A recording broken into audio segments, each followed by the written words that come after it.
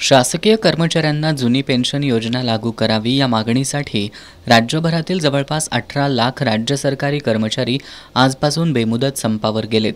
या संपात शिक्षक, शिक्षकेतर कर्मचाऱ्यांसोबतच सरकारी रुग्णालयामधील परिचारिका सहभागी झाल्यात।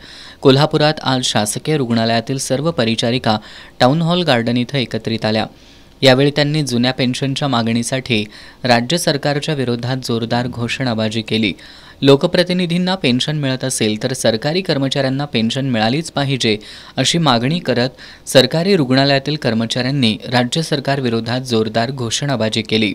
राज्य सरकार जुनी पेन्शन योजना लागू करेपर्यंत संप सुरूच ठेवणार असल्याचा इशारा महाराष्ट्र गव्हर्नमेंट नर्सेस फेडरेशनच्या अध्यक्षा हशमत हावेरी यांनी दिलाय। जुनी पेन्शनसाठी जो संप पुकारला गेलेला आहे सर्व शासकीय कर्मचाऱ्यांनी, त्यामध्ये आम्ही सर्व परिचारिका ग्रामीण आणि DHS DMR या सगळ्या इथं जोपर्यंत संप चालेल तोपर्यंत आम्ही यामध्ये सहभागी आहोत। जोपर्यंत शासन जुन्या पेन्शनचा लेखी इथे पत्र देत नाही तोपर्यंत हा संप चालू राहील आणि त्यामध्ये आम्ही शेवटपर्यंत सक्रिय सहभाग घेणार आहोत।